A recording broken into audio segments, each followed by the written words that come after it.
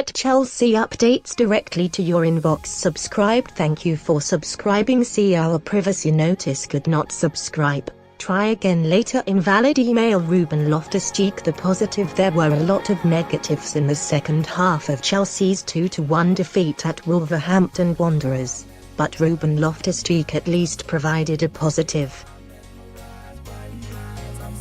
The 22-year-old did more in the match than Mateo Kovacic has really produced going forward in the entire season so far, and he has put himself as a contender for a regular starter. Technically, the England international certainly has the ability, and it is obvious that he has earned the trust of Maurizio Sarri tactically. So why should he not be the regular starter from now on? He had the confidence to take the shot on, with, of course, quite a bit of luck courtesy of the Wolves defender. The one element to his game that Sarri might still be unsure on is the defensive side, with Loftus-Cheek sometimes not tracking back as much as he maybe should.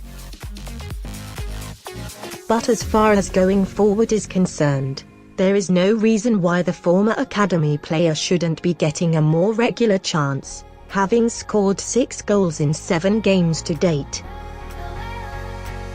He seems to have found a position that Chelsea can really get the best out of him. Picking up the ball in midfield and driving towards the goal is a real strength and so difficult to stop.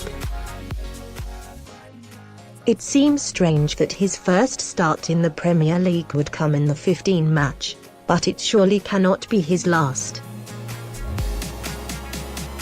Morgan Gibbs-White the example after a defeat like Wolves. Many fans might just jump on the bandwagon of calling for the youth to all play and sack of the senior players. Doing that isn't the way. But what Morgan Gibbs-White showed is that a youngster without fear and having the confidence of his manager can be a dangerous thing. Image: Sean Botterill /Getty Images.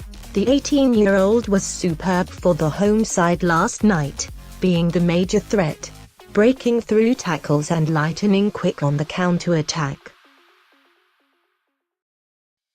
He also made a massive contribution to the opening goal as he breezed past Cesc Fabregas and then slotted a perfect pass for Raúl Jiménez to run onto and fire into the back of the net.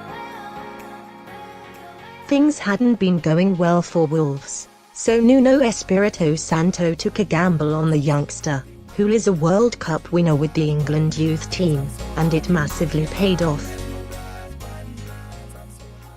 Chelsea and Wolves are obviously two very different clubs when it comes to short-term ambition, but the fact that the Blues have a quality youngster in their own ranks in Callum Hudson-Odoi is something to be looked at.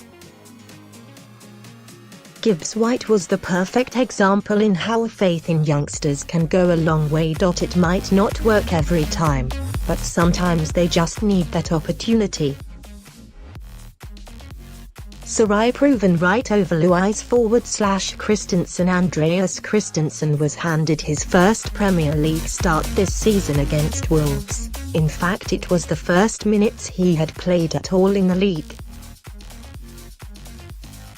It is something that many fans had been calling for from Maurizio Sarri, while of course there was an element of the Italian wanting to rest his Brazilian defender for Saturday's clash with Manchester City. Christensen's father, who also acts as his agent, has stated that his son will move on should he not get more playing time, but at the moment the 22-year-old isn't giving Sarri much of a reason to pick him. When he has played in the Europa League and Carabao Cup, his performances haven't been to the high level that they were last year, and last night wasn't much better. Image: Lawrence Griffiths /Getty Images. The Dane had a solid first half, with some well-timed tackles and reading of the game, but his horrendous pass in the second half handed Wolves a gift that led to their winning goal. The other side to it is Christensen's passing tends to head from side to side, whereas Luiz is constantly looking forward and to break through the opposition's midfield and get Chelsea on the attack. It's something that Christensen must add to his game, because at the moment Sarri is being proven right for choosing Luiz.